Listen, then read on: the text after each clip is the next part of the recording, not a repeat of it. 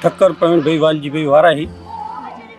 પ્રવીણભાઈ, આ અત્યારે જે નાળિયેરના ગોળા જે તમે કીડિયારા માટે ભર્યા એમાં શું શું નાખવામાં આવેલું હતું? નારિયેળના આજે 121 ગોળા આપણે ભર્યા છે।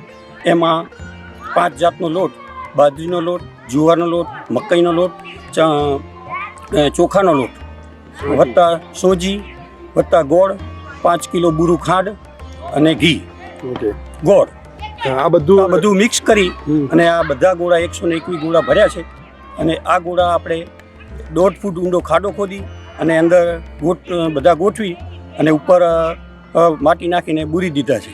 ઓકે, તો આમાં આ વખત બધી વસ્તુ જે નાખી છે એનો મૂળ આશય શું છે? મૂળ આશયો એ છે કે ચૈત્ર મહિનો એટલે પવિત્ર મહિનો ગણાય અને કીડિયારાને ચોમાસાનો સંગ્રહ કરવા માટે ચૈત્ર મહિનો અને વૈશાખ સુદ પૂનમ સુધીનો આ 1.5 મહિનો એનો 12 માસના ખોરાક માટે સંગ્રહ કરે અને એનો આ એક ગોળાનો 12 મહિના સુધી એક ગોળામાંથી એનો ખોરાક મેળવી શકે અને ચોમાસામાં અંદર સંગ્રહ કરે।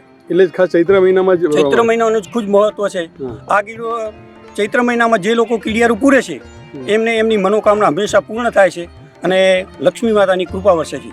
ઓકે, આમાં કીડીમાં પણ 2 જાતની કીડી આવે છે, લાલ કીડી અને કાળી કીડી। જો તમે સવારમાં ઉઠો ને તમને કાળી કીડીના દર્શન થાય તો એ પવિત્ર ગણાય છે। લાલ કીડી કરતાં કાળી કીડીનું મહત્વ ખૂબ રહેલું છે।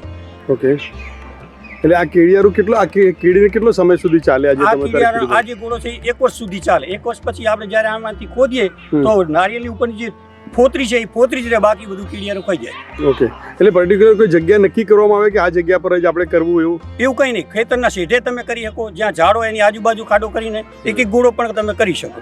ઓકે, આ કોણે સાથે મળીને તમે આયોજન કર્યું? આ અમે વિશાખાનું સિનિયર સિટીઝનનું ગ્રુપ તથા એલિઝિયમના અમુક ભાઈઓ સાથે રહી અને આ બધું આયોજન કર્યું છે। આમાં મુખ્ય જે સહયોગ આપેલો છે એમાં મારા એક મિત્ર છે, સાંતલપુરના વતની છે, એમનું નામ છે ભાઈ નટુભાઈ મણીલાલ ઠક્કર। બીજા એક ભાઈ છે જે અમારા પટેલ સમાજના છે પણ એને જલારામ તરીકે લોકો ઓળખે છે અને માનપુરામાં સરપંચ છે, રમેશભાઈ કરીને પટેલ। બીજા એક ભાઈ છે એ મારા મિત્ર છે અને 81 વર્ષના છે, એમણે ગઈકાલે જ મને સહયોગ આપ્યો છે, લીમ ગામડાના વતની છે, સવજીભાઈ એમનું નામ છે। એ પછી એક બીજા મિત્ર છે જેના ત્યાં હું દર મહિને કીડિયારું બનાવું છું, એમની દુકાને બેસી, એણે પણ સહયોગ આપ્યો છે અને મારી દીકરીએ પણ આમાં સહયોગ આપ્યો છે।